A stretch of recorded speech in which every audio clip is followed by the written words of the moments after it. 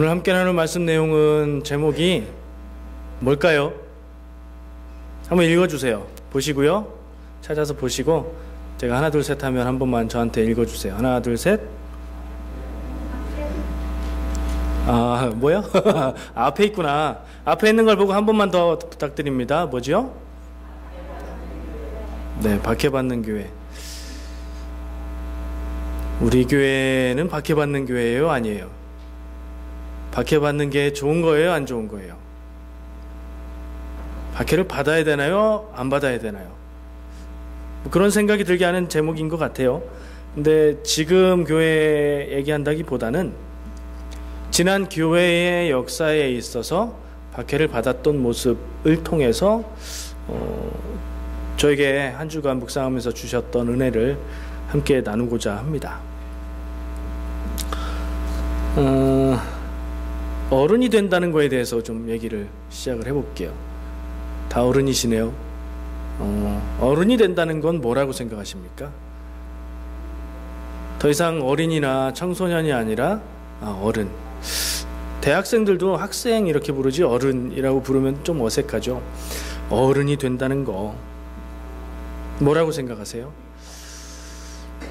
아까 교사 예배 때 현아 선생님한테 물어봤더니 책임을 지게 되는 거요? 라고 얘기를 하더라고요. 맞죠? 책임을 지게 되는 거네요. 어렸을 때는 책임이 없었어요. 권리만 있었어요. 배고프면 울고 기분 나빠도 울고 하고 싶은 거 있어도 울고 요구하면 들어주는 거잖아요. 근데 어른이 된다는 건 내가 무엇을 하든 그것에 대해서 책임을 져야 된다는 게 달라졌어요. 내 책임뿐 아니라 내 가족, 내 자녀들, 내 책임하에 있는 사람들을 내가 책임져야 된다는 거, 이게 어른이 돼가는 것 같아요. 슬퍼요. 무거우니까요. 편하고 즐겁게 살고 싶은 마음이 누구에게나 있는데 어른 된다는 건 반대인 것 같아요. 근데 누구나 다 어른이 돼요. 어른이 돼서 살다 보면 어려울 때가 있어요. 누구나 그런 때가 있습니다. 부자라고 해서 남보다 재산이 좀 더 많다고 해서 힘든 일이 없는 게 아니에요. 똑똑하다고 해서 모든 일이 다 쉽게 해결되는 게 아니에요. 예쁘고 잘생겼다고 해서 모든 사람들이 다 잘 도와주는 게 아니에요. 누구에게나 미치도록 혹은 죽을 것처럼 힘든 일이 있어요. 그런 일을 만납니다. 어떤 때는 참 어떻게 이 정도까지 힘들 수가 있나? 내가 그렇게 잘못 살았나? 하는 마음이 들 정도로 너무 힘들 때가 있어요. 설상가상이라고 하죠. 어려운 일이 하나만 오면 그나마 참을 만한데 이게 막 겹쳐서 꼬리에 꼬리를 물고 연달아 와요. 그러면 우리가 마음의 힘이 그걸 견디기가 힘든 지경까지 갑니다. 그럴 때는 하나님이 너무 하신다는 그런 원망의 마음이 생기기까지 해요. 그런 마음 없었던 분이 계시면 감사한 일이고요. 그런 경험이 있었던 분이라면 공감하실 수 있을 거예요. 근데 그 마음이 좋은 마음이라고 하긴 그렇지만 나쁜 마음도 아니에요. 자연스러운 마음 같아요. 저는 한국에서 30년 좀 넘게 살았습니다. 한국의 경험을 잠깐 얘기해 보려고요. 제가 고등학교 다닐 때 저는 몇 년쯤에 고등학교를 다녔을까요? 91년까지 고등학교 다녔어요. 92년도에 대학 갔어요. 고등학교 다녔을 때 많이 들었던 말이 지금은 이미 옛날 상황이라 그런 얘기를 안 할 것 같은데 이런 얘기였어요. 남학생들한테 야, 너 대학만 가. 대학만 가면 그때까지만 좀 참고 공부 열심히 하면 너 여자애들이 줄 섰다. 대학 가면 예쁜 애들 많다. 이런 말로 저희 세대를 뭐라고 할까요? 공부 열심히 하라고 유혹했던 얘기들이 있어요. 근데 지나보니까 그 말은 새빨간 거짓말이었어요. 저는 1992년도에 대학교에 갔어요. 충남 홍성 시골에서만 살던 제가 서울에 있는 학교에 갔어요. 와, 서울이야. 그러고 갔는데 공교롭게도 제가 갔던 학교는 신학대학교였고 정원 120명이에요. 한 학년에 120명 정원에 12명이 여학생이에요. 경쟁률 9대 1이었고요. 신학대학교라는 특성 때문인지 그때의 제 눈에는, 지금 보면 다를 거예요, 그때의 제 눈에는 저의 동기들은 예쁘지가 않았어요. 속았다, 이런 생각이 들었어요. 제 경험은 그랬는데 다른 여학생 많고 예쁜 여학생 많은 학교에 갔어도 그건 거짓말이었어요. 왜냐하면 내가 바뀌지 않으면 이성교제에 달라지는 게 없어요. 대학 간다고 줄 서지 않잖아요. 이건 여성들에게도 마찬가지잖아요. 그렇죠? 그뿐이 아니에요. 대학 가면 낭만과 자유를 누릴 것처럼 얘기했던 그 얘기들이 다 환상이었더라고요. 대학 가니까 더 열심히 공부해야 되고요. 졸업하면 뭐가 와요? 취업해야 되잖아요. 취업 준비를 얼마나 더 힘들게 해야 되는지 모르고요. 취업 준비한다고 다 취업되는 거 아니잖아요. 요즘에요. 취업 준비해서 어떻게 취업이 됐어요. 야, 이제 살맛나나 하면 취업 준비, 취업 공부하는 것보다 직장 생활하는 게 더 힘들어요. 그렇게 살아요. 살다가 결혼한다는 생각을 하는데 요즘 결혼하는 것도 쉽지 않아요. 남자건 여자건 다 빚을 갖고 사는 삶에 어떻게 직장 가졌다고 결혼을 쉽게 해요. 결혼을 어떻게 했어요. 하나님의 축복으로 결혼했는데 야, 이제 인생 행복만 보이는가? 아니잖아요. 결혼하면 얼마나 인생이 더 힘들고 무거워지는지 동의를 안 하시는 표정이네요. 꽃길만 걸어오셨나 봅니다. 애기라도 낳아봐요. 애기는 낳는 거죠. 애들이라도 생겨봐요. 밤에 잠이 안 와요. 물론 잠시 후에 코 골고 잘 수는 있지만 잠이 안 오는 것 같은 감정, 답답한 마음을 느껴요. 무슨 얘기냐면 캐나다는 좀 다를지도 모르겠는데 한국 사람들이 살아가는 모습은 살수록 더 힘들어진다는 얘기예요. 동의하세요? 제가 볼 땐 그래요. 살수록 힘들어져요. 뭔가 좋은 날이 있을 것처럼 얘기는 하는데 뒤돌아보면 살수록 힘들어져 왔던 것 같아요. 제 아버지 얘기를 잠깐 할게요. 저희 아버지가 작년에 하늘나라 가셨어요. 근데 그 이전에 제가 대학교 간 해 몇 년도로 했죠? 1992년도. 그때에 뇌졸중으로 쓰러지셨어요. 제가 큰아들이고 저하고 남동생 둘이 있거든요. 근데 대학교 1학년짜리가 성인이라고 해봐야 인생에 무슨 생각이 있고 계획이 있겠어요. 시험을 마치고 그날따라 일찍 끝나서 집에 일찍 가는 날인데 들려오는 소식이 아버지가 뇌졸중으로 쓰러지셨다는 거예요. 아무런 준비가 안 돼 있었어요. 50대였던 아버지셨거든요. 굉장히 힘들었죠. 저도 힘들었고요. 제 동생은 고등학생이었어요. 힘들었겠죠. 그 당시에 집안에 힘들게 했던 빚을 좀 정리하고 이제 좀 살만하다 했던 어머니에게 또 다른 아픔으로 다가왔을 거예요. 또 한편으로는 그 생각은 못했는데 요즘 들어 생각해보니 당사자인 아버지는 얼마나 힘드셨을까 하는 생각도 들어요. 그런데 다행히도 제가 작년에 돌아가셨다고 했잖아요. 작년하고 92년도는 시간이 길어요. 20년이 넘는 시간을 더 사셨어요. 그러려면 회복이 많이 되셨어야 되죠. 쓰러지시고 나서 병원에 다니면서 검사받고 치료받고 열심히 치료받고 생활습관을 싹 바꾸셨어요. 스스로 의지를 가지고. 그러셔서 완전히는 아니지만 많이 회복되셔서 20년의 시간 이상을 가족들과 함께 지내셨어요. 두 아들이 결혼하는 것도 보셨고 손주도 보셨어요. 감사한 일이죠. 갑자기 가족 얘기를 왜 하냐면 어려운 일은 어려운 일인데 어려운 일이라고 해서 곧 불행한 건 아니라는 생각이 들어요. 세상살이가 살아갈수록 어렵죠. 나이 들수록 책임져야 되는 것도 많고 힘들어요. 근데 그렇다고 해서 꼭 불행한 건 아니에요. 힘들지만 행복할 수 있다는 얘기예요. 그 차이가 어디서 오느냐? 우리의 마음가짐과 삶을 바라보는 내 태도에 달려 있다고 생각해요. 내 삶의 일들을 어떻게 바라보고 어떻게 대응하느냐에 따라서 그 결과는 완전히 달라질 거예요. 성경 말씀 히브리서 12장 11절에 이런 말씀이 있어요. 무릇 징계가 당시에는 즐거워 보이지 않고 슬퍼 보이나 후에 그로 말미암아 연단받은 자들은 의와 평강의 열매를 맺느니라.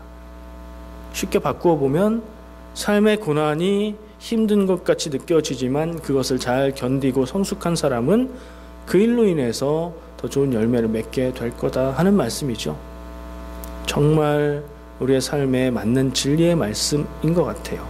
힘들수록 당연히 힘들지만 그것을 견디며 성숙하고 더 큰 사람으로 자라는 사람은 더 좋은 열매를 맺게 되죠. 교회에서는 고난을 뭐라고 얘기해요? 고난을 어려운 일이라고만 얘기하지 않고 어렵지만 축복이라고 말해요. 들어보셨어요? 목사님들이 그런 얘기 잘해요. 고난이 축복입니다. 근데 진짜 어려운 일을 겪고 있고 너무너무 힘들면 그 얘기를 할 때 지가 안 당해봐서 그런 소리 하는구나 하는 마음이 들 수도 있어요. 그러나 그 말이 얘기하는 바는 저는 진리라고 생각해요. 어려운 일이 어렵지만 어려운 것으로 끝나는 게 아니라 우리를 자라게 하고 우리의 삶을 돌아보게 만들고 우리의 삶의 부족한 것들을 다시 생각하게 만들고 더 나은 사람으로 만들어준다면, 그런 기회가 된다면 고난은 축복인 것이 확실하죠. 내 인생의 질이 달라질 수 있는 기회잖아요. 우리가 다 학교를 다녔습니다. 그렇죠? 지금은 학교를 안 다니시는 분들도 계세요. 그래서 더 이상 시험을 안 보는 분들이 계시죠. 직장에서 가끔 시험 보는 분들 빼고는 어른이 된 이후로는 저도 시험을 별로 안 봐서 시험 좀 보고 싶은 생각도 들어요. 학교 다닐 때 시험을 봅니다. 시험의 목적은 뭐죠? 학교에서 시험 보는 목적. 그러니까 내가 시험을 향한 목적이 아니라 시험이라는 제도의 목적이 뭐예요? 공부 잘하는 사람, 못하는 사람, 조금 더 잘하는 사람, 조금 못하는 사람을 이렇게 줄 세워서 구분하기 위한 게 시험의 목적이 아니죠.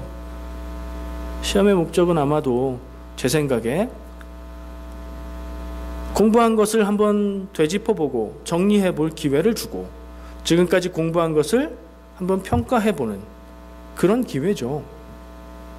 이런 생각을 한번 우리의 삶에 적용해 볼 수 있다는 생각해요.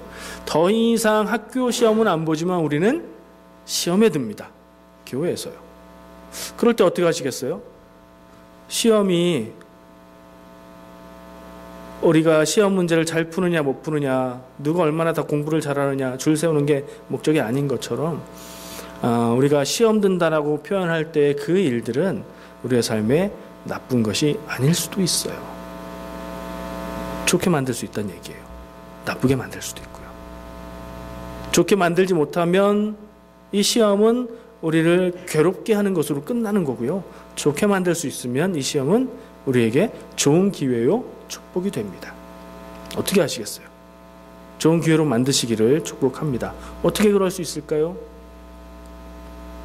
시험의 의미를 다시 생각하는 거예요. 내가 힘들고 어려운 일을 당해요. 내가 마음이 너무 힘든 일을 겪었어요. 누군가 나에게 마음에 못을 박는 상처가 되는 말을 했어요. 그걸 어떻게 받아들여야 될까요? 너무 아프고 힘든 건 사실이지만 되돌아볼 수 있어요. 내가 그 말에 왜 이렇게 아프고 힘들까? 그냥 흔히 하는 말일 수도 있는데 저 사람은 내 사정을 다 모르니까 좋은 마음으로 그랬을 수도 있는데 나는 왜 이럴까 하고 돌아볼 수 있죠. 내 마음에 내가 넘어서지 못하는 부분들이 뭐가 있을까 돌아볼 수 있죠. 그리고 그것을 놓고 내 능력으로는 해결할 수 없으니 하나님, 내 이 문제를 주여 풀어주세요 하고 기도할 수 있는 기회도 되죠. 나를 돌아보고 기도하고 믿음으로 그 문제를 대하는 기회가 될 수 있단 말이에요. 그렇게 받아들이면 그것은 정말 축복이 될 수 있고요. 그렇긴 뭐가 그래? 어려운 일은 어려운 일일 뿐이지 하면 그런 거예요. 믿음대로 되는 거예요. 그냥 어려운 시간을 지내는 것으로 끝이에요. 어떻게 사시겠어요? 자, 이제 드디어 말씀으로 갑니다. 이제 가요. 박해받는 교회였어요. 근데 말씀의 내용을 보니까 한번 짚어봐야 될 것 같아요. 간단하게 제가 일부분을 땄거든요. 이게 무슨 얘기의 부분이냐면 바울이 자기가 예수님 만난 다메섹 두상에서 예수님을 만났던 경험을 얘기하는 부분이에요. 이 내용이 사도행전에 3군데가 나와요. 바울이 직접 쓴 바울 서신에는 간접적으로 언급만 되지 나오지 않아요. 그런데 사도행전에는 사도행전의 기록자의 기록으로 한번 나오고, 바울이 회상하면서 사람들 앞에 얘기하는 걸로 나오고, 또 다른 일로 한번 나오고, 9장과 22장과 26장에 3번이나 나와요. 자기의 회심 이야기를 하는 거죠. 근데 그 앞에 제가 주목해서 보는 부분이 있었어요. 8장 3절에도 나오는 말씀인데, 교회를 잔멸할세 집에 들어가 남녀를 끌어다가 옥에 넘겼다, 이렇게 얘기하고 있고요. 오늘 읽은 말씀에서 그 거의 비슷한 부분을 찾아보면, 내가 이 도가 기독교예요, 교회예요. 내가 이 돌을 박해하여 사람을 죽이기까지 하고 남녀를 결박하여 옥에 넘겼다. 내가 이렇게 한 것에 대해서 대제사장과 장로들이 증인이다. 지금 예수님 만나고 회심한 이야기를 하기 전에 내가 어떤 사람이었다라는 걸 얘기하는데, 그 가운데 교회를 박해했다는 얘기가 나와요. 얼만큼요? 사람들을 잡아다가 죽게 하고 잡아다 넘기고 이런 일을 할 정도로 내가 교회를 박해했던 사람이었다라고 고백을 해요. 실제로 초기 교회는 박해를 계속 받았어요. 이 사도 바울이 예전에 했던 것 같은 모습의 박해와 같은 형태가 유대인들의 박해예요. 가는 곳마다, 교회가 있는 곳마다 유대인들은 교회를 박해했어요. 이해도 되는 게, 유대교회 입장에서 보면 자기들이 죽게 만들었던 예수가 그리스도라고 하는 이 사람들의 사입이 이단으로 보이지 않았을까요? 그래서 유대교에 충실하고 열정이 있었던 사람들은 박해한 거예요. 근데 또 한 가지 세력이 있었어요. 유대인들이 교회를 박해했고요, 로마가 교회를 박해했어요. 이건 역사에도 많이 알려져 있어요. 네로 황제의 박해로부터 시작해서 황제들이 여러 번에 걸쳐서 10번 정도 된다고 하는데, 큰 박해가 기독교를 대대적으로 탄압하고 박해했어요. 많이 죽였어요. 입에 담을 수 없을 만큼 끔찍한 방법으로 기독교인들을 죽였어요. 초기 기독교예요. 초기. 사람이 그리 많지 않았어요. 이렇게 막 죽이면 어떻게 될까요? 어떻게 돼야 자연스러운 거죠? 역사에서 기독교가 없어져야 자연스러울 텐데 사실은 안 그랬어요. 아까 읽은 8장 3절 바로 뒤에 8장 4절 말씀을 보면, 그 흩어진 사람들이 두루 다니며 복음의 말씀을 전할세, 이렇게 간단하게 기록하고 있어요. 사람들이 흩어졌어요. 왜요? 박해받으니까. 모여있으면 집중 공격 대상이 돼서 잡아가고 죽이고 하는 대상이 되니까, 그 박해를 피해서 다른 나라, 다른 도시, 점점 더 멀리까지 도망갔어요. 숨어 살지 않고. 근데 거기서도 복음을 전하고 전도했어요. 그러니까 예루살렘을 중심으로, 이스라엘 중심으로 생겨났던 교회 공동체가 다른 나라까지 퍼지게 된 이유가 뭐예요? 박해 때문이에요. 사실은 두 가지죠. 바울의 이방인 전도 때문이기도 했지만, 그 이전에 박해를 피해서 도망간 기독교인들이 각자의 지역에서 전도를 하기 시작한 것이 교회가 넓어지는 이유가 됐어요. 박해가 교회가 흩어지면서 전도하게 되는 원인이 됐다는 거예요. 교회 역사가들은 이 사실을 놓고 여러 가지 이야기를 합니다. 첫 번째 발견할 수 있는 사실은, 박해가 교회를 없어지게 한 것이 아니라 박해가 교회를 세상 끝까지 가게 만드는 선교의 원동력이 됐다, 이렇게 보는 이야기를 해요. 그리고 교회의 역사를 쭉 살펴보면, 이 박해는 초기의 박해와 형태는 다르지만 반복적으로 교회가 가는 곳마다 나타났다는 것을 발견을 해요. 전도가 되면, 새로운 나라에 선교가 돼서 들어가면 어김없이 박해를 받고 시작한 것이 기독교의 역사예요. 조선에 들어올 때도 그랬죠. 일본에 들어갈 때도 그랬고요. 어딜 가도 그랬어요. 근데 놀라운 게, 똑같은 역사가 일어난다는 거예요. 박해를 받으면 없어져야 되는데 없어지지 않고 더 부흥하고 더 전파되는 역사가 반복적으로 있었다는 게 교회의 역사가 증언해 주는 바예요. 이걸 통해서 얘기하는 바가 있는데요.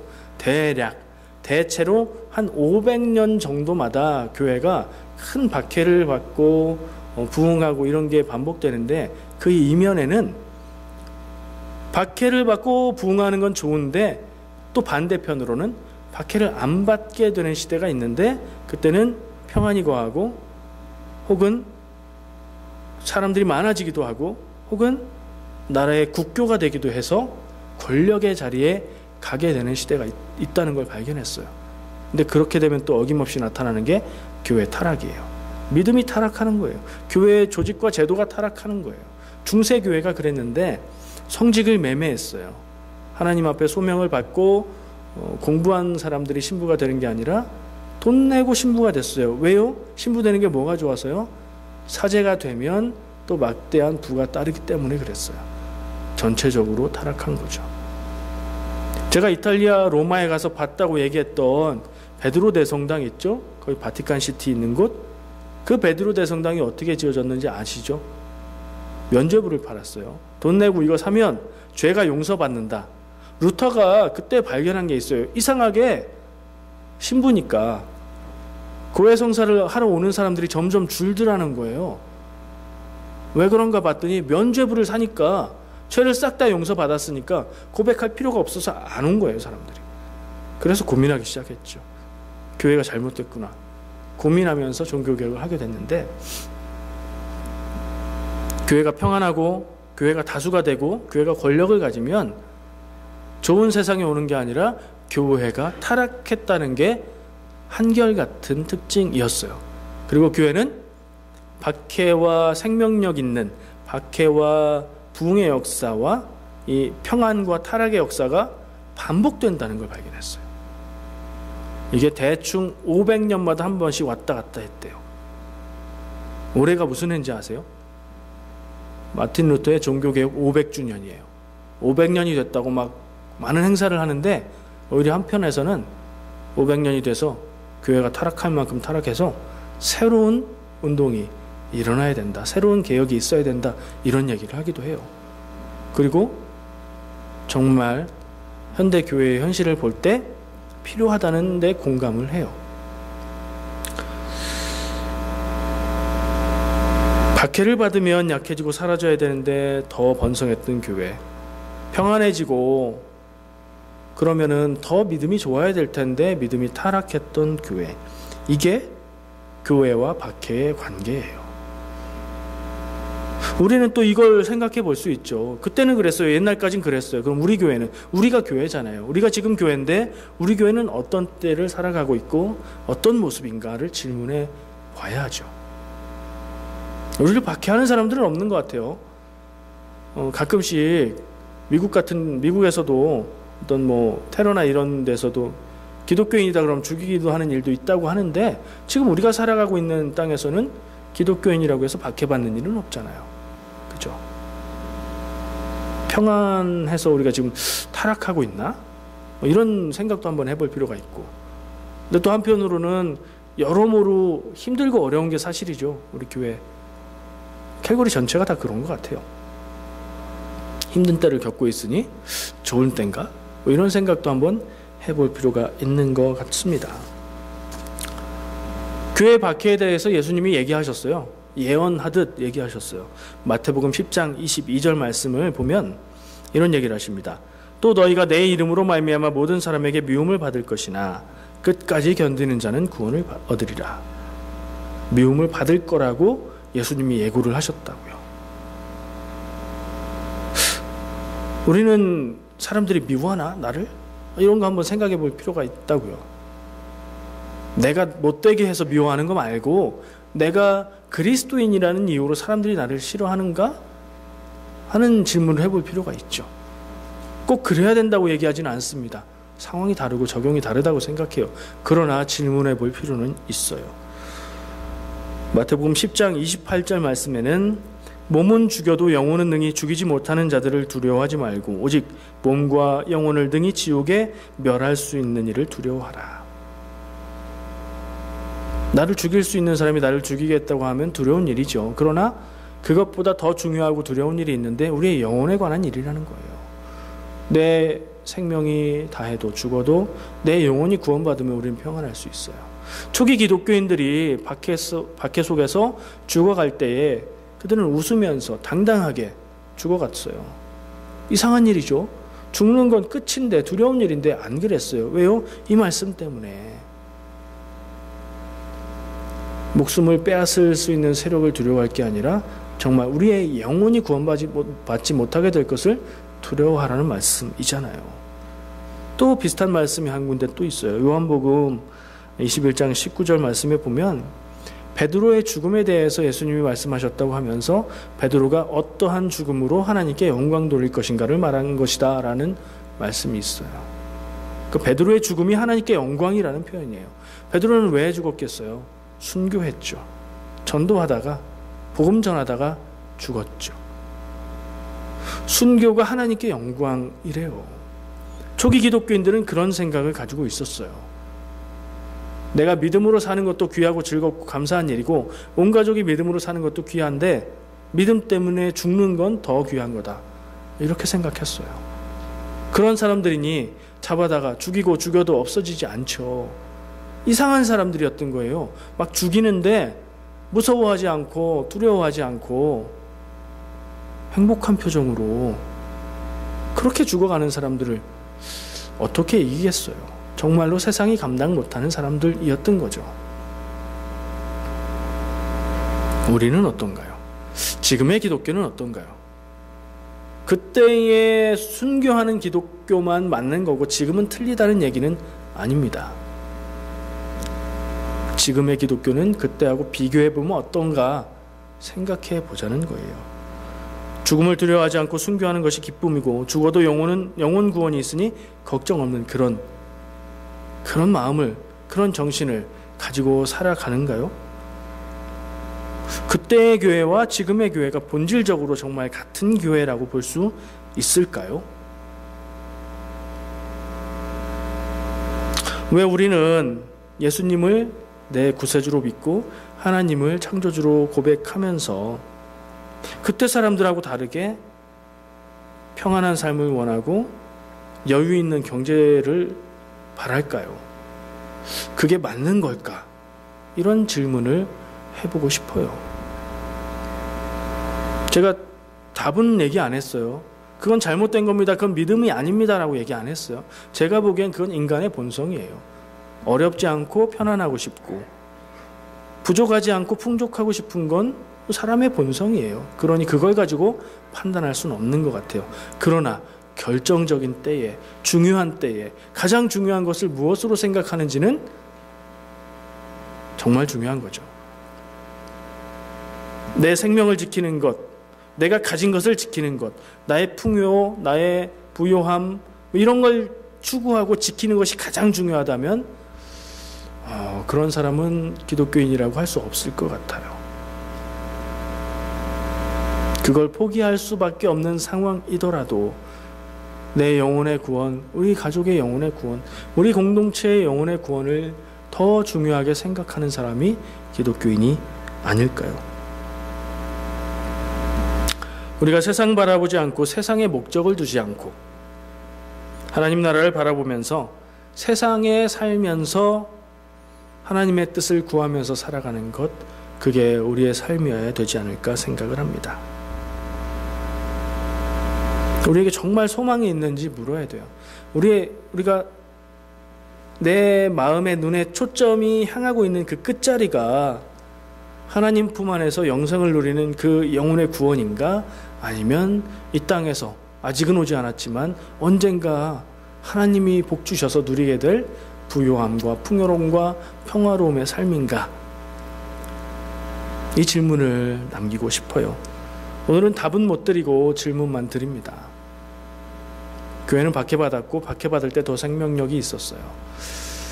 평안할 때는 병 들어갔던 것 같아요. 우리 교회의 모습은 어떤가? 나 개인의 모습은 어떤가? 질문하시는 시간 되시기 바라고 그 질문을 마음속에 드립니다. 기도하겠습니다. 사랑해 주님 감사합니다. 오늘 말씀이 우리의 마음이 무겁고